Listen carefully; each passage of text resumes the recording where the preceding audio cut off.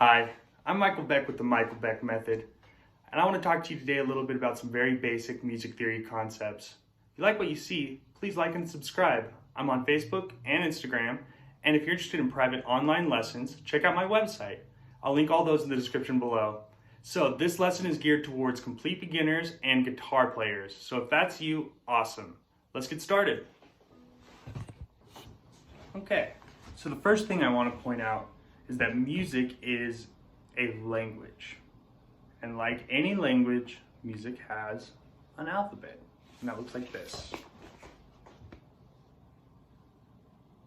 So we've got A, this funny looking thing, B, C, funny looking thing, D, another funny looking thing, E, F, funny looking thing, and we gotta go down here, G, funny looking thing, right back to A. So in most languages, these letters represent sounds that when you blend them together, you get words. But that's not the case with music. In music, these letters represent notes or tones. So let me give you an example.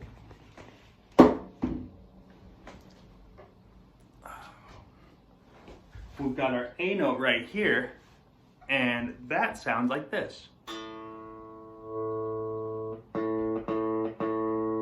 So this sound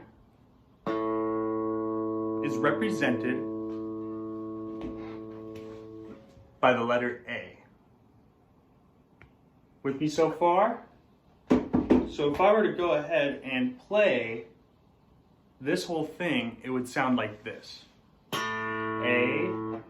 A sharp, B flat, B, C, C sharp, D flat, D, D sharp, E flat, E, F, F sharp, G flat, G, G sharp, A flat, and now we're back to A. Now you might be thinking, how is this A? You know, when that's A. Because this note is so much higher than that note. But if you give it a really careful listen, you can hear how similar the notes are.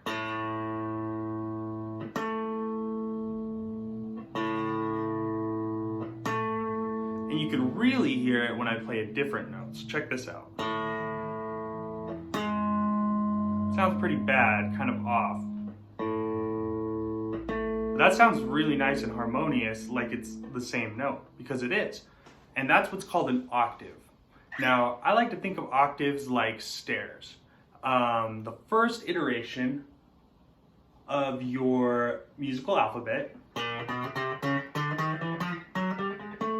is your first flight of stairs. And once you get back to A, you're on I guess it would be the second floor. Now that you're on a new floor, a new A, you have the opportunity to walk up another flight of stairs, which would get you to another octave, another A. So why is it called an octave? If you look at our musical alphabet, you'll see that there are 7 letters, right? So A, B, C, D, E, F, and G. And then our 8th letter would be the A once again. So that is our octave, okay? Octave 8. All right, so we've learned the musical alphabet, we've learned about octaves, we've learned about tones and notes. Now let's talk about half steps and whole steps, okay?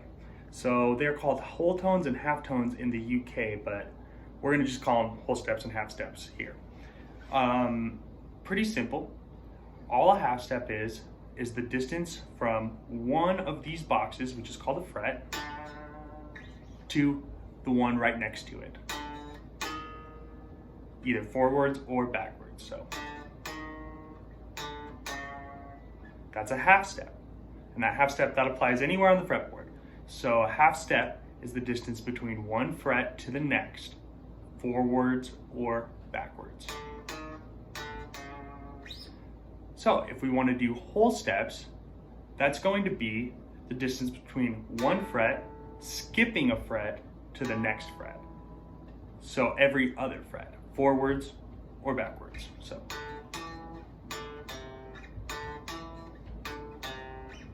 and then half step.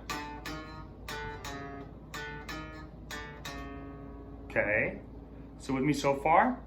All right, so we've done the musical alphabet, we've learned about octaves, we've learned about tones and notes, and we've learned about whole steps and half steps. Now, let's talk about the weird symbols. So we have this symbol here that looks kind of like a hashtag symbol. That is called a sharp. And this symbol here that looks like a lowercase b, that is called a flat. So if I'm on my A note and I want to sharpen the note, what I would do is I would go one half step up or one fret up, and that would be A sharp, okay? On the contrary, if I were on the B note and I wanted to go and flatten the B note, I would go one fret back, and that would make B flat. Now notice B flat and A sharp are the same note. One way you can look at it is that this is a hybrid note. This is what happens when you mix A and B. So we've got A, we've got B, and then if you mix them together, you have A sharp, B flat. Okay, so that's what a sharp and a flat is. And if you look close, you can see that there's a sharp and a flat note between most of these letters. But if we were to look between the B and the C, and the E and the F, we'll see that there are no hybrid notes. There's no sharps or flats. There's just B to C and E to F. These two notes are our natural half steps, which means the B sharp C flat and the E sharp F flat that you think you'd see between the two notes don't exist. Now, that might seem kind of confusing, but I don't want you to overthink it too much. Just kind of consider that those notes just don't exist. Okay? So, if I were to take my guitar with the knowledge that my natural half steps are between the B and the C and the E and the F, and I'm starting on the A string, which by the way is the second lowest string, that's the string I've been playing on this whole time, we can count to any note we want and know which note we are on the fretboard. So start with A, and let's say I want to get to G, okay? Just because it's the last one. So we've got A, and we know that there's natural half steps between B and C and E and F. So A, and then we have A sharp, B flat, then we have B, and we know there is no B sharp, C flat, so this has to be C. And then we have C sharp, D flat, and then we have D. Then we have D sharp, E flat, then E. And once again, we know that there is no E sharp, F flat, so we have F, just a half step. And then we have F sharp, G flat, and then we have our G. But we were able to figure out every single note up until that point. So knowing where our natural half steps are between the B and the C, between the E and the F, always, 100% of the time, really helps you navigate the fretboard. Okay, so the last thing I want to talk about are the open notes on the guitar. What an open note is when you play a note without pressing down on any of the frets. And there are 6 of them, okay? And knowing what notes are your open notes and where your natural half steps are really helps you know which note you're playing on the fretboard at any time. And I will show you how. So we know this one's an A because we've been playing on it, but that's the only one that actually starts on A. The other ones are E, D, G, B, and another E, okay? So E, A, D, G, B, E. E, A, D, G, B, E. So in guitar, there are a lot of mnemonics. A mnemonic is a phrase that you say that helps you remember a concept. It's kind of a weird description of it, but that's basically what it is. And so what we want to remember are the notes E, A, D, G, B, E. And a mnemonic to remember that is Eddie, 8, dynamite, good by Eddie. Okay? Eddie ate dynamite. Good by Eddie. E-A-D-G-B-E. Alright, so let's do a little recap. So we've learned the musical alphabet, we've learned what sharps and flats are, we've learned our half steps and whole steps, we've learned what an octave is, and we've learned where our natural half steps are, and lastly, we've learned the open notes on the guitar.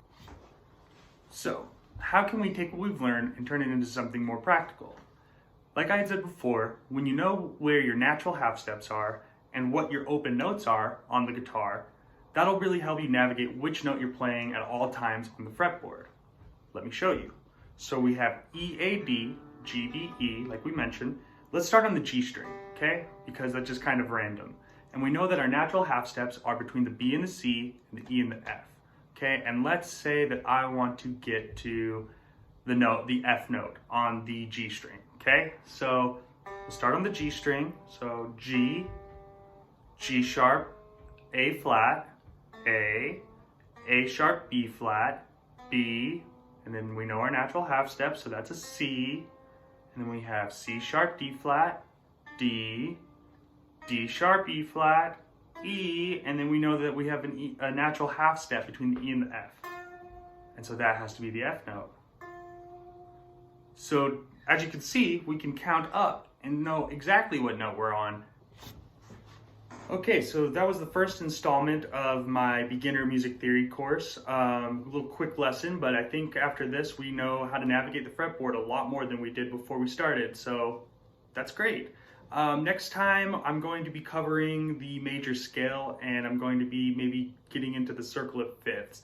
This is kind of an accelerated beginner's course. I want to cover a lot of concepts really quick. We're going to try to do this in about 5 videos. So I'll see you next time. Thanks.